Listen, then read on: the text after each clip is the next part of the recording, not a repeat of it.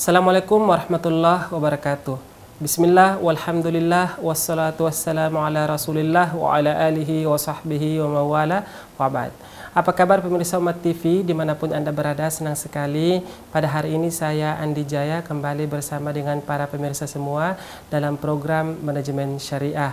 Dan alhamdulillah pada hari ini telah hadir di studio kita narasumber kita, Bapak Dr. Henry Tanjung. Assalamualaikum Bapak. Waalaikumsalam. Sehat Pak? Alhamdulillah. Alhamdulillah. Baik. Untuk program manajemen syariah kita hari ini, insya Allah kita akan membahas apa nih Pak? Membahas tentang pelajaran manajemen dari kisah Nabi Musa alaihissalam. Belajar manajemen dari kisah Nabi Musa alaihissalam. Baik. Langsung saya persilahkan kepada narasumber kita Bapak Dr. Henry Tanjung untuk penjelasannya. Silahkan. Ya, baik. Para pemirsa sekalian yang berbahagia, kali ini kita akan membicarakan tentang kisah Nabi Musa yang kemudian nanti kita akan ambil apa hikmah-hikmah manajemen daripada kisah tersebut. Nah, sesungguhnya kisah Nabi Musa ini sangat banyak dalam Al-Quran. Ya, di hampir setiap surat ada. Ya, bahkan juz amma itu ada. Nah, tapi kita mau memfokuskan ke 10 ayat saja yang terdapat dalam surat Al-Qasas. Surah Al-Qasas, ya, yaitu surat yang ke-28. Ya, yang itu artinya adalah cerita, ya. Al-Qasas adalah cerita. Nah, kalau kita lihat surat ini dimulai dengan langsung cerita tentang Nabi Musa. Ya, pada ayat 3 misalkan itu langsung dijelaskan bahwasanya Allah berfirman, "Natslu 'alaika min naba'i Musa wa fir'auna bil haqq liqaumi yu'minun." Ya. Kami ceritakan kepada engkau, ya, maksudnya kepada Nabi Muhammad, min naba'i Musa, daripada berita tentang Nabi Musa, wa fir'aun, dan Fir'aun, bil haqq, dengan benar. Ya. Jadi kalaulah tidak Allah berikan firman kepada Nabi Muhammad, maka Nabi Muhammad pun tidak akan tahu tentang kisah daripada Nabi Musa ini. Ya. Nah, kemudian bukan hanya kepada Rasulullah diceritakan, tapi juga liqaumi yu'minun, kepada orang-orang yang beriman, ya. Nah, kemudian pada ayat yang keempat, kelima, 6, 7, 8, 9, 10, 11, 12, 13 sampai kepada ayat yang ke 20, ya, itu adalah kisah Nabi Musa mulai dari lahir, ya, kemudian dihanyutkan, ya, kemudian cerita mimpi Fir'aun, kerajaannya akan hancur oleh laki-laki dari Bani Israel. Kemudian, nah, karena mimpi itu Fir'aun kemudian memberikan perintah setiap laki-laki Bani Israel harus dibunuh. Ya, kemudian lahirlah Nabi Musa. Nabi Musa diberi ilham kepada ibunya untuk dihanyutkan ke sungai. Itulah ceritanya itu kan. Kemudian sampai itu ditemukan sama istrinya Fir'aun, Asia, ya. Kemudian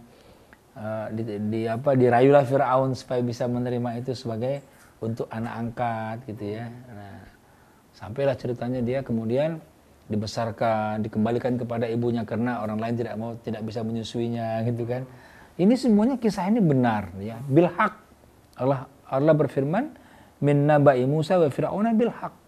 Ceritanya benar itu seperti itu. Ya, kisah. Ya. Sehingga kemudian sampailah Nabi Musa itu menjadi dewasa, ya. Nah, suatu ketika ada perkelahian antara kaum Bani Israel dengan kaumnya Fir'aun, ya. Nah, kemudian dia minta tolong kepada Nabi Musa, ditinjulah sama Nabi Musa, pukul, mati, meninggal, gitu ya. Langsung meninggal, ya. Karena memang Nabi Musa itu sangat kuat.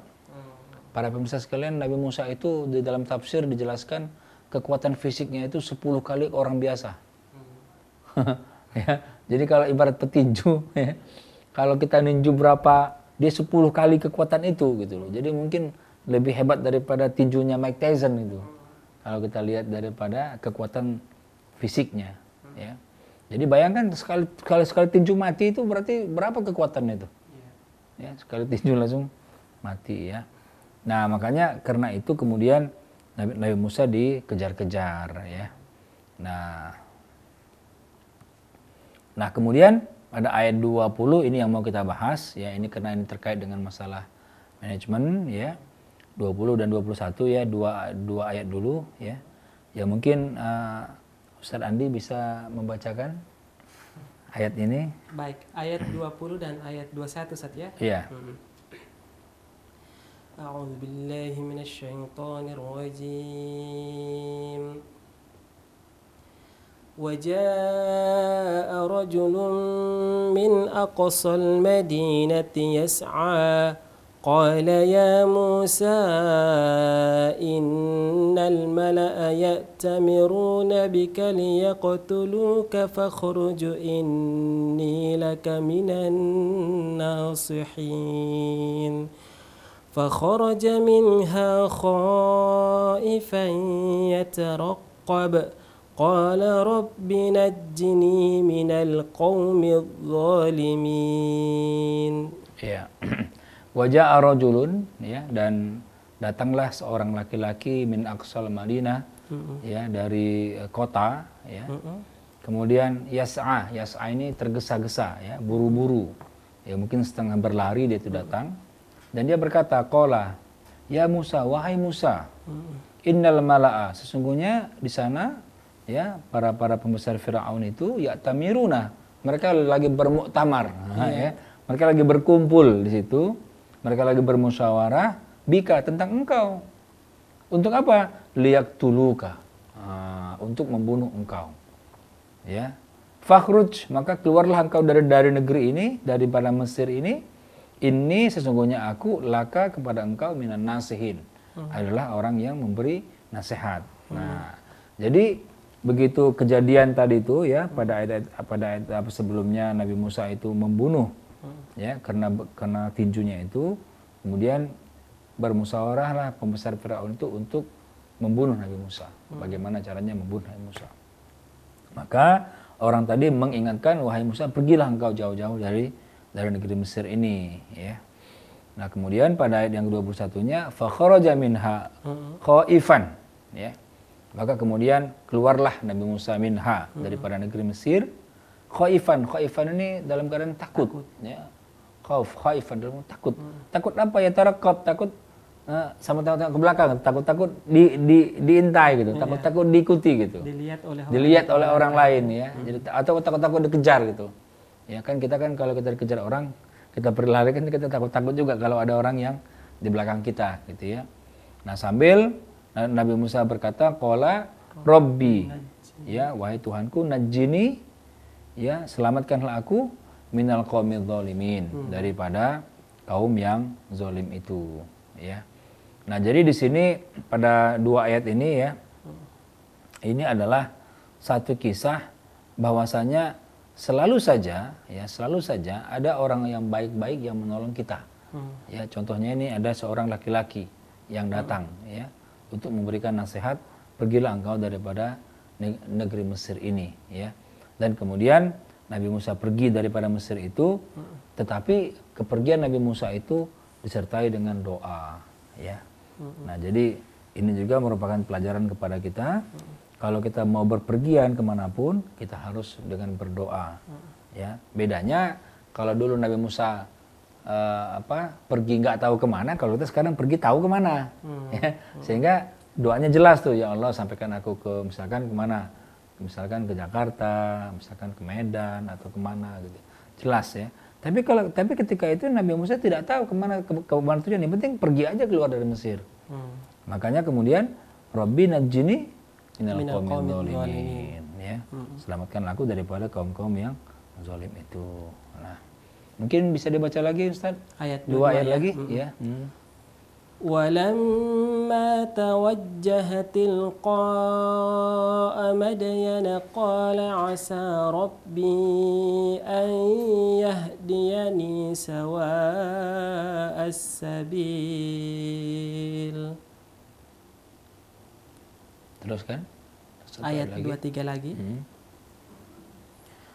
ولما ورد ماء مدين وجد عليه أمة من الناس يسقون ووجد من دونهم امرأتين تذودان قال ما خطبكما قالتا لا نسقي حتى يصدر الرعاء وأبونا شيخ كبير.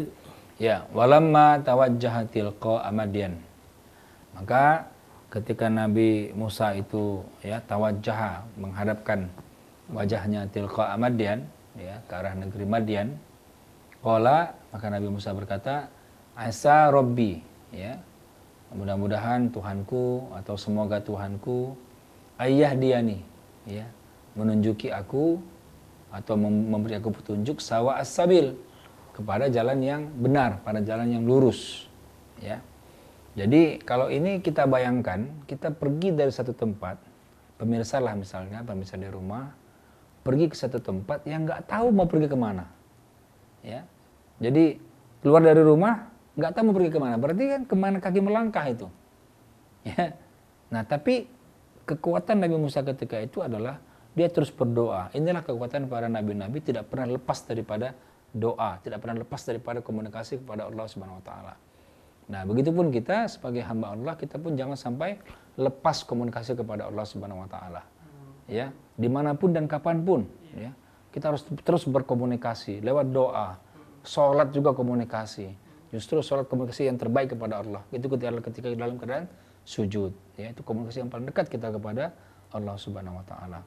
Nah ini pun begitu, jadi begitu keluar dari Mesir nggak jelas mau kemana, kaki melangkah saja gitu ya.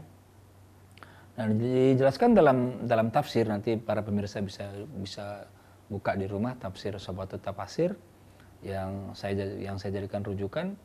Bahwasanya ketika itu diceritakan Nabi Musa ini berjalan selama 9 hari. 9 hari terus berjalan, bayangkan. Jadi mungkin dia lelah, dia berhenti, jalan lagi, lelah, berhenti. Jadi kalau kita ukur kemampuan orang-orang sekarang, ya, satu hari itu kemampuan kita berjalan itu sekitar 30 km sehari. Berarti kalau 9 hari non-stop itu berarti 270 km. Jarak yang ditempuh dari Mesir ke Madian. Ya. Luar biasa, itu jangan kita bayangkan ada pohon seperti kita, nanti ketemu sungai, ada air, jangan bayangkan begitu, bayangkannya apa? Padang pasir tandus, batu-batu gitu, kemana mau pergi? Itulah kekuatannya Nabi Musa, terus berdoa, ya, asa Robbi ayah diani sawa as-sabil, ya. Nah ini artinya apa? Ini artinya bahwasanya Nabi Musa alaihissalam itu mempunyai tingkat husnuzon yang luar biasa kepada Allah Subhanahu Wa Taala, ya. Jadi ini pelajaran pertama daripada manajemen Nabi Musa ini, yaitu adalah manajemen hatinya, bahwasanya dia punya perasaan dan dia punya ditanamkan dalam hatinya bahwasanya Allah itu kita harus husnuzon, ya. Jadi apapun yang menimpa kita itu adalah yang terbaik bagi kita, husnuzon kita kepada Allah Subhanahu Wa Taala. Karena sesungguhnya segala sesuatu yang sudah terjadi itulah yang terbaik bagi kita sebagai hambanya. Apakah itu bala, apakah itu cobaan, apakah itu sakit, apakah itu kekurangan apapun, itu adalah yang terbaik bagi kita. Cuman kita tidak sampai ilmunya untuk memahami itu misalnya. Ya. Jadi husnuzon ya, manajemen hati, manajemen husnuzon ini itu kita harus tanamkan dalam kehidupan kita.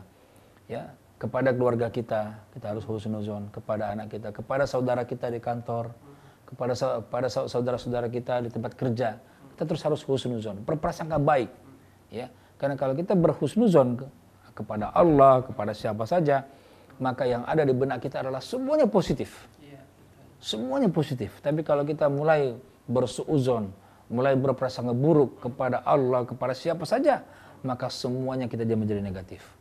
Maka kita menjadi susah sendiri. Semua orang merasa nggak ada yang benar di mata kita. Karena kita sudah bersuuzon. Ini merupakan poin yang penting Ustaz ya, karena ya kan jarang kita menemukan ya ada orang yang mengatakan ketika dia ditimpa kesulitan, Iya. musibah yang banyak, Iya. dia kadang berpikir Allah selalu Allah, memberikan saya yang iya. selalu memberikan saya musibah seperti Betul, betul. Dia bilang Allah tidak adil lah katanya, ya. Yang macam-macam lah dia bilang. Saya sudah sholat tapi hidup saya yang tidak bagus-bagus misalnya.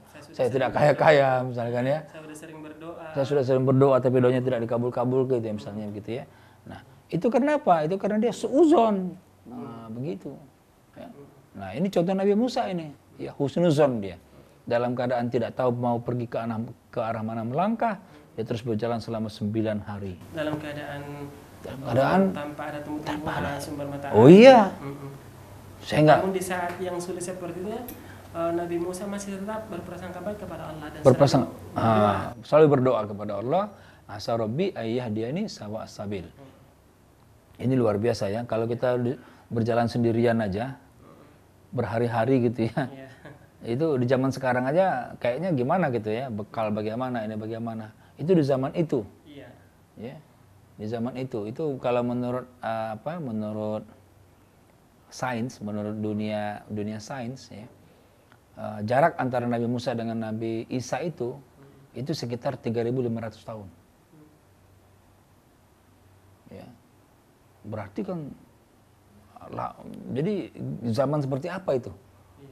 Yang zamannya Nabi Musa kemudian beliau jalan ya. Jalan sendirian nih. Siang mau malam nggak mau ketemu apalah gitu ya di jalan. Apakah memang? Tapi memang karena fisik Nabi Musa itu kuat sekali. Fisiknya kan 10 kali fisik orang biasa memang. Jadi mungkin kalau orang biasa satu hari sudah kelenger, yang Musa 10 hari belum kelenger gitu ya. Nah, jadi kekuatannya memang luar biasa. Ya. Nah, sampailah dia ke Madian pada ayat yang berikutnya itu. Walamma waroda ma'a Madian. Ya. Ketika sampailah dia kepada mata air di Madian itu, maka wajada alaihi ummatan, ya, menemukanlah pada mata air itu sekelompok orang minan nas yaskuna, ya, yang memberi minum ternaknya. Wa wajada min dunihi mumra'atain, dan di situ Nabi Musa menemukan 2 wanita, ya, 2 perempuan tazudan, ya, yang lagi menambatkan ternaknya, ditambatkan gitu. Kalau yang lainnya memberi minum, dia tambatkan kan. Heranlah Nabi Musa. Kemudian Nabi Musa bertanya, "Qala ma khutbukuma?" Apa ini maksudnya ini? Kira-kira begitulah. Kenapa ditambatkan? Maksudnya apa ini? Maka mereka berdua berkata, "Qalata la naski." Kami enggak bisa memberikan minum ternak kami hatta yusdirur ri'a, sampai itu ternak-ternak itu pulang kembali, sudah mereka semuanya kenyang, minum ya, kenyang, baru mereka kembali, baru kami bisa mengambil air itu, ya. Kemudian wa abuna saykhun kabir, dan bapak kami itu adalah sudah tua, jadi nggak bisa lagi ngurus ternak ini, saykhun kabir, ya, tidak bisa lagi, jadi kamilah yang ngurusnya, yang 2 orang tadi, gitu ya. Nah, mendengar itu, maka Nabi Musa kemudian memberikan minum. Itu pada ayat 24 dan ayat 25 ya. Tafadhol Ustaz, mungkin dibaca Ustaz. Iya Ustaz. فسقى لهما ثم تولى إلى الظل فقال رب إني لما أنزلت إلي من خير فقير فجاءته إحداهما تمشي على استحياء قالت إن أبي يدعوك ليجزيك أجر ما سقيت لنا فلما جاءه وقص عليه القصص قال لا تخف نجوت من القوم الظالمين. Iya. Fasaqa lahuma, ya, maka kemudian Nabi Musa memberikan minumlah ya ternaknya yang 2 perempuan tadi. Kemudian summa tawalla, dan kemudian setelah itu dia kembali ila dzilli, ya, pada tempat berteduh ya, tempat perlindungan di bawah pohon gitu ya. Kemudian faqala, dan kemudian Nabi Musa berkata, Rabbi, wahai Tuhanku, ini sesungguhnya aku lima anzalta, kepada apa-apa yang telah Engkau turunkan, ilayya, kepadaku, min khairin fakir, aku sangat membutuhkannya ya. Jadi ini dalam kondisi Nabi Musa habis berjalan selama 9 hari, ketemu dengan sumur Madian, memberi minum, dia lelah sekali kan, dan dia perlulah tempat pelindungan, perlu makan lah, perlu apa gitu ya. Artinya betul-betul sangat membutuhkan ya, fakir, betul-betul membutuhkan Allah, betul-betul membutuhkan rezeki daripada Allah Subhanahu wa taala. Begitulah kira-kira. Kemudian pada ayat yang ke-25, faja'atuhu ihdahuma, maka datanglah ya kepada Nabi Musa itu ihdahuma, salah seorang daripada dua wanita itu, tamshi, dengan berjalan, ada istihya, berjalannya malu-malu. Ya, perempuan itu berjalannya malu-malu. Ya, kemudian berkata, inna abi, sesungguhnya bapakku yad'uka, ya, memanggil engkau, lihat ziyaka, untuk membalas kepada engkau, ajra ma saqaita lana, ya, terhadap balasan atau karena upaya engkau untuk memberikan minum pada ternak kami. Falamma ja'ahu, maka ketika Nabi Musa datang kepada bapaknya, yaitu Nabi Syuaib dalam hal itu, wa qassa alaihil qasas, dan kemudian menceritakanlah semuanya Nabi Musa kepada Nabi Syuaib tentang perjalanannya, apa yang terjadi sampai dia ada di Madian ya. Maka berkatalah Nabi Syuaib, la takhaf, jangan takut. Nah, ya. Nabi Syuaib berkata kepada Nabi Musa, jangan takut, karena ini ayahnya daripada dua wanita ini adalah Nabi Syuaib. Ya. Qala la takhaf, jangan takut. Ini adalah apa? Perkataan yang menyejukkan ya. Jadi bayangkan kita berjalan 9 hari dalam keadaan ketakutan, ya, takut dikejar, kita nggak tahu mau berjalan ke arah mana, ya. Tahu-tahu datang orang yang bilang, la takhaf, jangan takut. Nah, gitu kan. Menghibur sekali itu, ya. La takhaf, jangan takut. Najauta minal qaumidz zalimin. Engkau telah selamat, ya. Telah selamat daripada kaum yang zalim, maksudnya daripada Firaun itu. Ya. Nah, jadi di sini kita lihat ya, bahwasanya di sini ada upaya untuk memberikan balasan pada amal baik. Ya. Jadi seperti tadi Nabi Musa dipanggil ya. Dipanggil untuk menghadap bapaknya karena mau memberikan balasan terhadap amal baiknya gitu ya. Jadi ini juga merupakan salah satu ajaran Islam yang sangat bagus sekali. Jadi kalau orang sudah beramal baik, kita beri balasan. Ya, kalau bisa balasannya lebih baik lagi daripada amal baik yang dia sudah dilakukan, gitu ya. Nah, di sini juga di sini tidak dijelaskan bagaimana kemudian mereka berdua sampai ke rumahnya. Tapi kalau dalam tafsirnya dijelaskan, ya, bahwasanya karena mereka berdua, ya, salah seorang perempuan tadi dengan Nabi Musa, kan berarti berdua berjalan ini. Dari situ ke rumahnya. Nah, bagaimana cara mereka berjalan? Itu pun diceritakan dalam tafsirnya. Ya, jadi Nabi Musa menyuruh perempuan ini jalan di belakang. Nabi Musa di depan gitu. Ya, jadi Nabi Musa tidak mau perempuan jalan di depan. Tapi di belakang. Nah, dan tanpa berkata-kata. Jadi jalan. Cuman nanti kalau misalkan belok kanan, ya, nah si perempuan ngambil batu kecil dilempar ke kanan, isyarat gitu. Nah berarti belok kanan. Kalau belok kiri, ambil batu lempar ke kiri, itu belok kiri. Ya, sampai begitunya akhlak daripada Nabi Musa alaihissalam. Ya, itulah kemudian luar biasanya terpikatnya, ya, yang perempuan tadi itu, ya. Melihat akhlak Nabi Musa seperti itu gitu.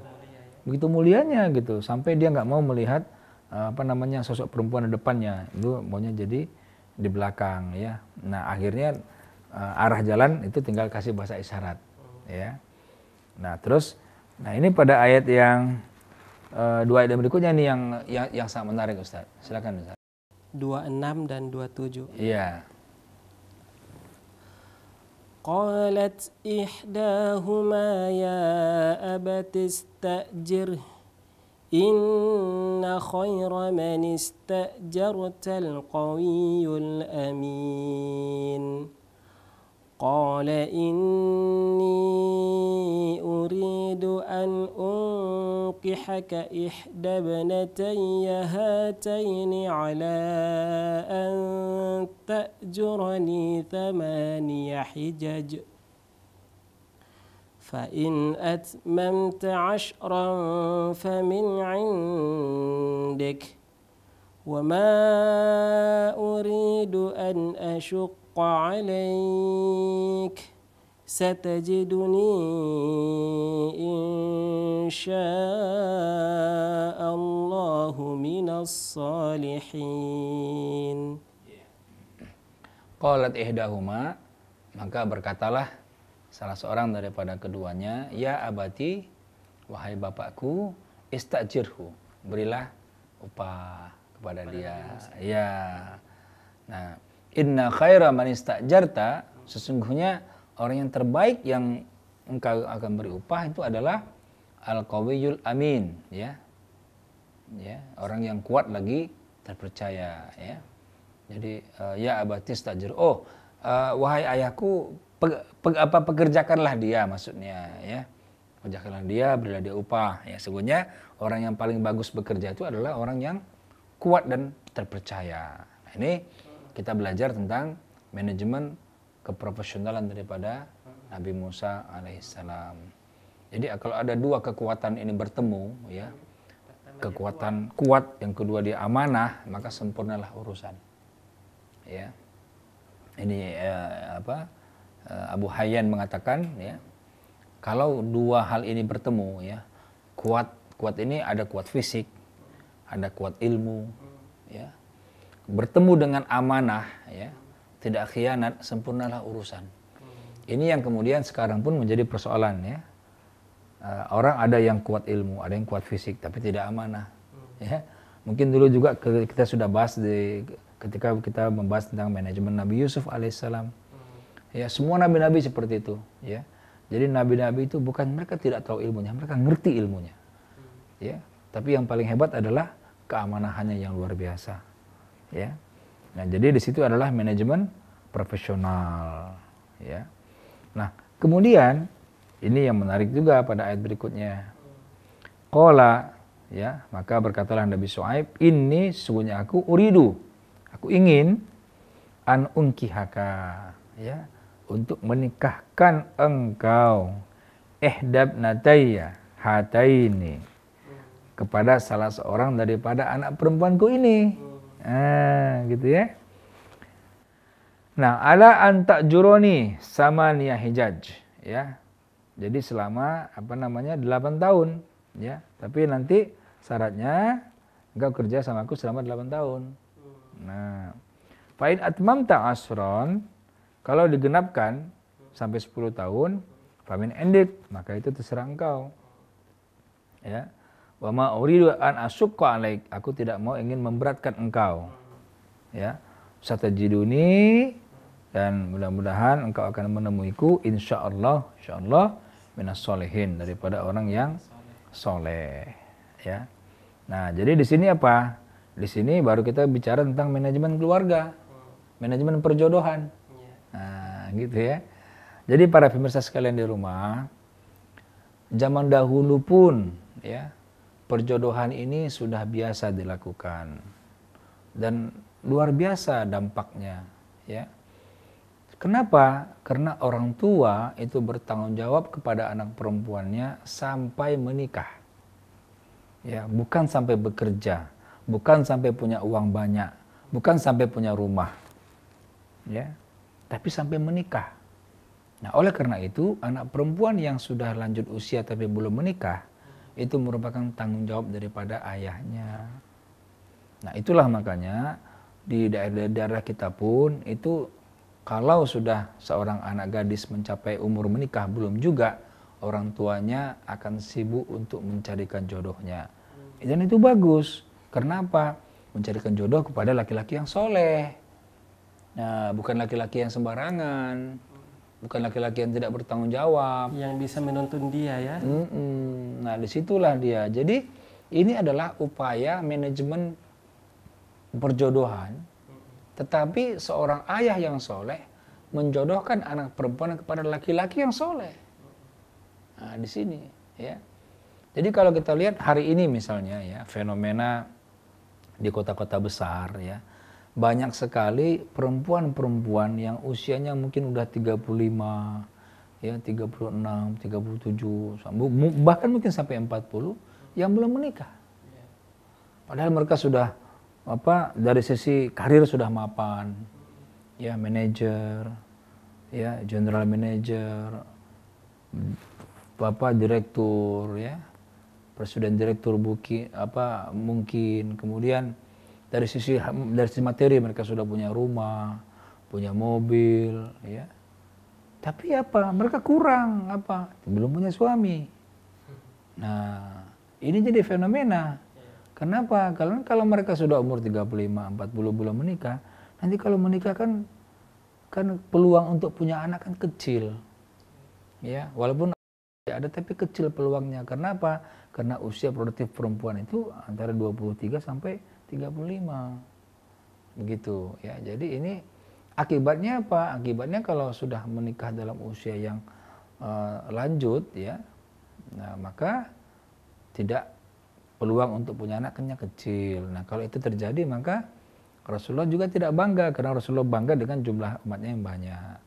Nah, kalau kita berumah tangga kemudian karena kesalahan daripada manajemen umur tadi ya, kemudian kita tidak punya keturunan misalnya gara-gara umur ya, maka ini kemudian tidak baik bagi umat Islam ya. Nah, jadi ini adalah sebenarnya peristiwa-peristiwa yang terjadi hari-hari ya, sehari-hari, dan kita lihat ya di sekitar kita, dan ini harus kita carikan solusinya.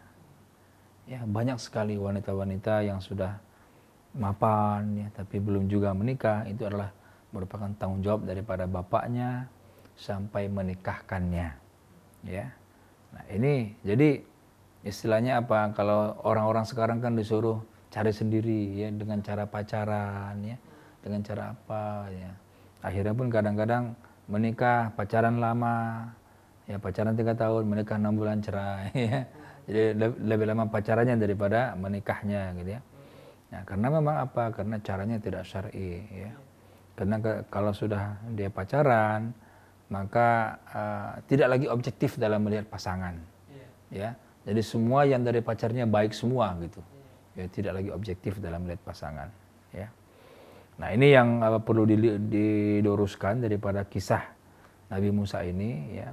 Bahwasanya silahkan seorang ayah mencarikan jodoh untuk anak perempuannya, tapi dengan syarat laki-laki yang soleh, yang bertanggung jawab kepada anaknya. Ya. Nah, inilah merupakan satu manajemen pengelolaan keluarga yang sangat baik ya. Jadi merencanakan keturunan itu dimulai dari merencanakan siapa pasangan. Ya. Karena ya di kita mungkin kita sudah tahu ya, ada istilah bibit, ada istilah bebet, ada istilah bobot. Ya. Jadi kalau bibit itu adalah apa?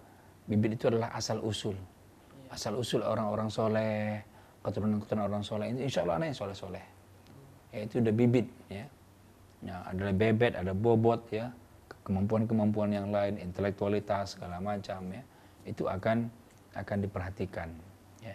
Jadi para pemirsa sekalian, ini merupakan pelajaran penting bagi orang tua yang khususnya punya anak perempuan untuk tetap bertanggung jawab menikahkan anaknya sampai menikah. Itulah baru terlepas tanggung jawab daripada orang tua.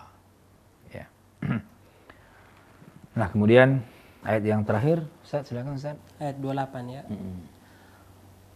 Qala dzalika baini wa bainak ayyamal ajalaini qadaitu fala udwana alai wallahu ala ma naqulu wakil. Ya, Maka kemudian berkata, ya, dzalika baini wa bainaka, itulah perjanjian antara aku dengan engkau, ayyamal ajalain, maka apapun yang kemudian nanti akan disempurnakan qada itu fala udwana alayya, ya.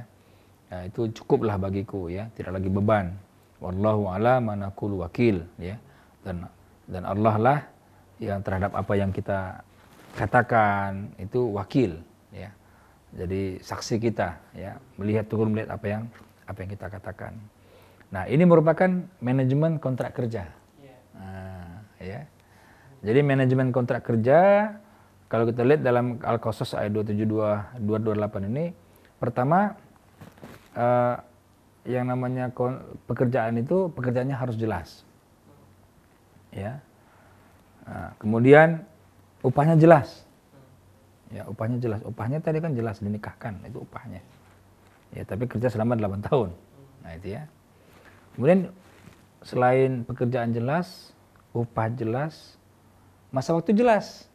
Nah, ini kan jelas. 8 tahun masa kontrak kerjanya. Ya, habis itu engkau boleh bawa anakku pergi misalnya. Ya. Nah, jadi ini hendaknya menjadi basis atau dasar daripada manajemen kerja atau kontrak kerja di zaman modern. Ya. Karena kadang-kadang banyak yang terjadi, ya, seseorang mempekerjakan seorang karyawan tapi tidak jelas apa pekerjaannya satu. Ya. Makanya kemudian dalam konteks manajemen modern, ya, para pemirsa juga tahu, kita mengenal apa yang namanya job desk, ya, atau job description. Ya. Jadi apa sih yang saya kerjakan pada jabatan saya? Kalau saya menjabat sebagai manajer, apa sih pekerjaan saya? Apa sih wewenang saya? Apa sih tanggung jawab saya? Seperti itu. Nah, ini merupakan manajemen kontrak yang paling modern, ya, yang dimana orang itu tahu, ya, tahu apa pekerjaannya, ya. Nah, persoalan-persoalan yang terjadi di kantor, ya, persoalan yang terjadi di bisnis, ya, konflik yang terjadi, ya, para pemirsa sekalian, itu bisa jadi karena masing-masing orang di situ saling tumpang tindih dalam pekerjaannya, sehingga saling, oh ini pekerjaan saya, oh bukan ini pekerjaan saya. Nah, jadi saling berebut, akhirnya konflik. Karena apa? Pekerjaannya tidak jelas. Tapi kalau pekerjaannya jelas, nah, dibagi, ini kamu ini, wewenangnya ini, kamu wewenangnya ini. Kalau sudah begini, harusnya si ini yang tanggung jawab. Nah, begitu. Itu namanya job desk, ya. Itu penting.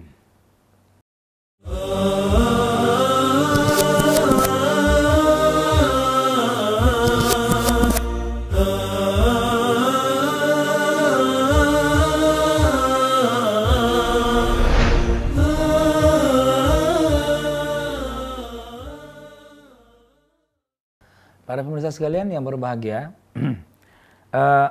selain daripada kejelasan daripada pekerjaan atau job description-nya di dalam kita bekerja, maka pelajaran kedua yang kita bisa ambil daripada kontrak kerja atau manajemen kontrak kerja di zaman Nabi Musa ini adalah kejelasan upah. Nah, ya. Nah, jadi kalau hari ini kita bekerja upahnya tidak jelas, itu melanggar unsur-unsur syariah. Jadi kalau seseorang itu kemudian ketika bekerja, oke, Anda kami angkat sebagai pegawai kami, maka kemudian dia harus tahu berapa gajinya, ya. Atau bahkan sebelumnya ketika ketika melamar itu diberitahu gajinya berapa, apa-apa aja hak-haknya.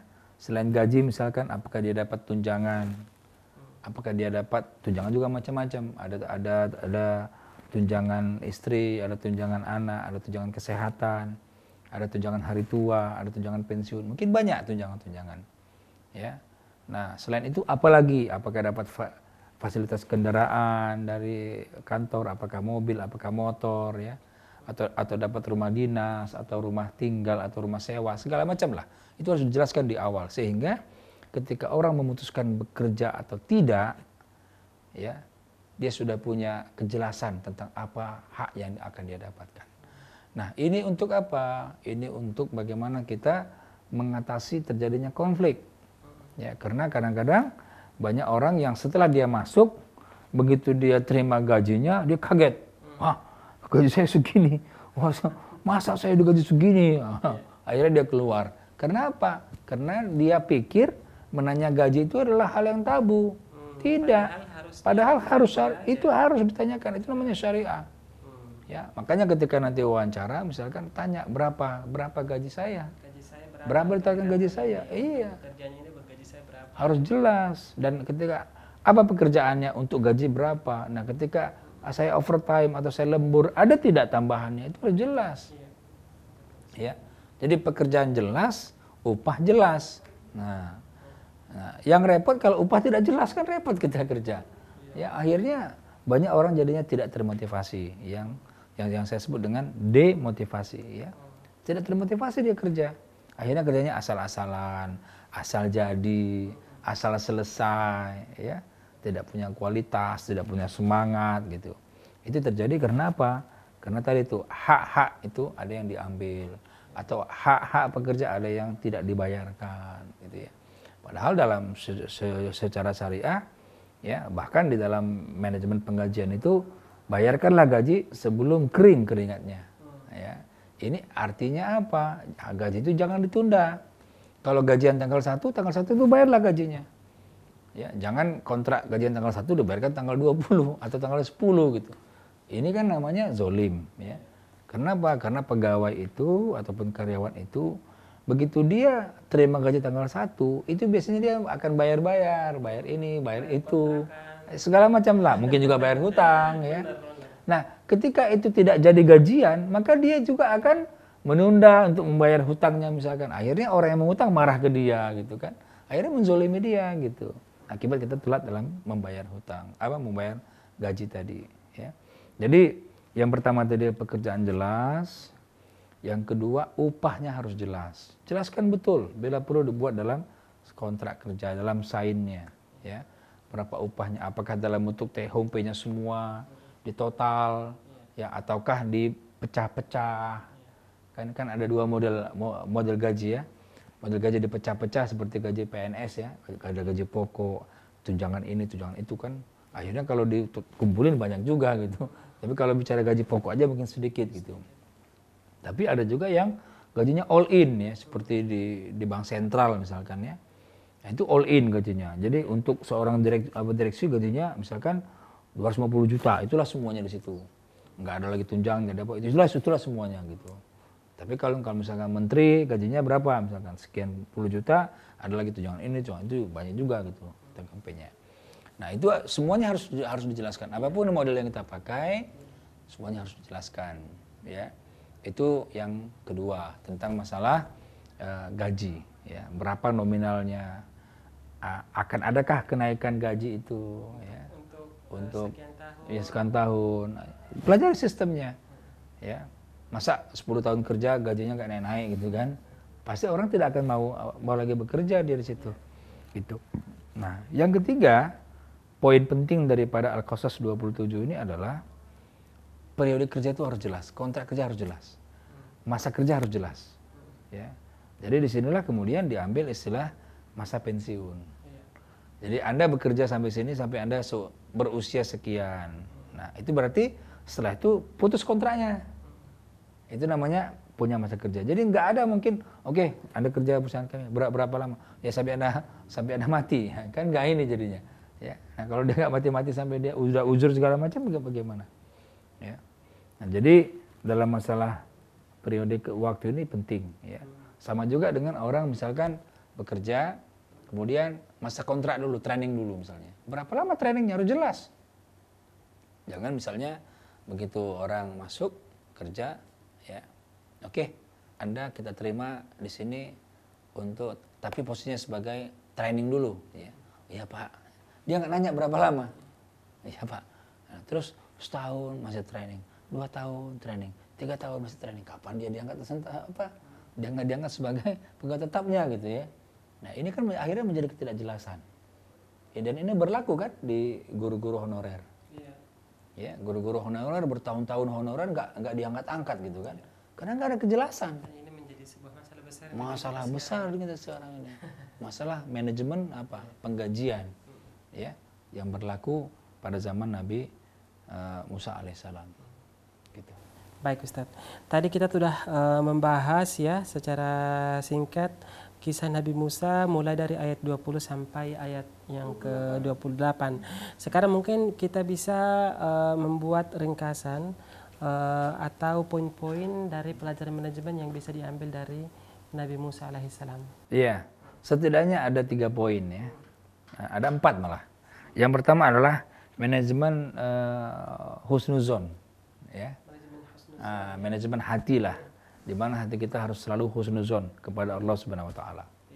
Ya, jangan sampai kita berburuk sangka kepada Allah. Jangan sampai.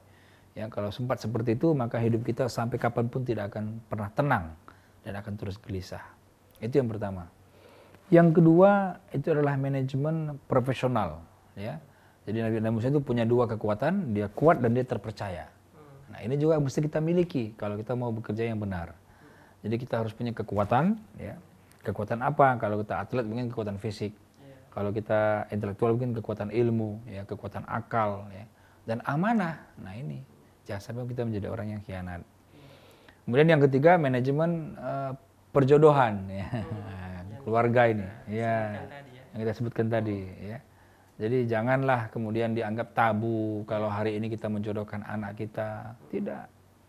Ya, justru itu adalah cara yang paling selamat untuk memberikan kebahagiaan bagi anak kita yang perempuan. Ya. Karena apa? Karena perkawinan yang paling langgeng adalah perkawinan yang didasari oleh keimanan, bukan oleh yang lain. Ya.